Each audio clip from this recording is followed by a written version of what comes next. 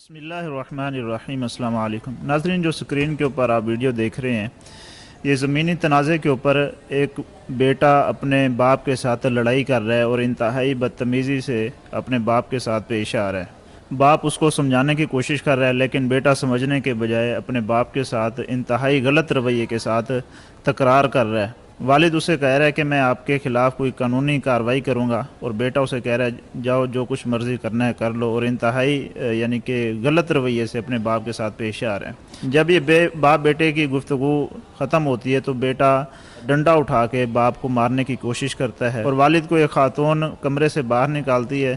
بیٹا پیچھے سے آ کے کمرے کے باہر والد کو آ کے مارتا ہے۔ والدین کے ساتھ برا سلوک، والدین کو گالیاں، اس طرح کا رویہ ہماری سوسائٹی اور سماج کے اندر بہت ہی زیادہ بڑھتا جا رہا ہے۔ اس سے پہلے بھی ایک ویڈیو آئی تھی جس میں ایک بد نصیب بیٹا اپنے والد کو زمین کے اوپر لٹا کے پاؤں کے ساتھ زور زور سے ٹھڈے مار رہا ہے۔ اس طرح کے جو واقعات ہماری سوسائٹی اور سماج کے اندر ہو رہے ہیں، یہ یاد رکھیں یہ اچانک سے رونما نہیں ہو جاتے کہ باپ بیٹے کی تلخ کلامی اور اچانک سے اس طرح کا واقعہ ہو گیا، بلکہ ہماری سوسائٹی اور سماج کے اندر ایک مزاج بنتا جا رہا ہے۔ وہ مزاج صرف اور صرف پیسے کمانے کا حصول ہے۔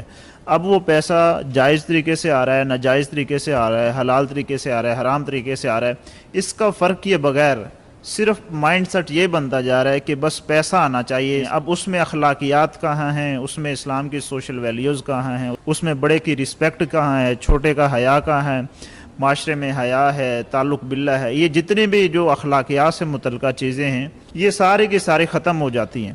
یہ اس وقت ختم ہوتی ہیں جب آپ ترجیحات میں پیسے کو رکھتے ہیں اور حلال حرام کا فرق نہیں کرتے۔ تو جب بندہ دولت کے حصول میں لگ جاتا ہے تو پھر بڑے چھوٹے کی پہچان، والدین کی، بہن بھائیوں کی، رشتہ داروں کی، ان کی عزت کرنا، ان کی تکریم کرنا، یہ سارے کی ساری چیزیں پھر آپ کے ہاں ثانوی حیثیت رکھتی ہیں، اور اس کے لیے پبلک کی تربیت کی بہت زیادہ ضرورت ہے۔ جو معاشرے کی مؤثر شخصیات ہیں یا جو اہل علم ہیں، جب وہ سوسائٹی کی تربیت کو سنجیدہ لیں گے اور ان کی تربیت کریں گے تو تبھی جا کے معاشرے میں اس طرح کے جو کیسز ہیں ان کی تعداد میں کمی واقع ہوگی۔ اور والدین کے لیے بھی ضروری ہے کہ جب بھی وہ اللہ تعالیٰ سے دعا کریں، اپنی اولاد مانگیں، تو ساتھ یہ دعا مانگیں کہ اللہ تعالیٰ ان کو نیک اور صالح اولاد عطا کرے۔ والسلام۔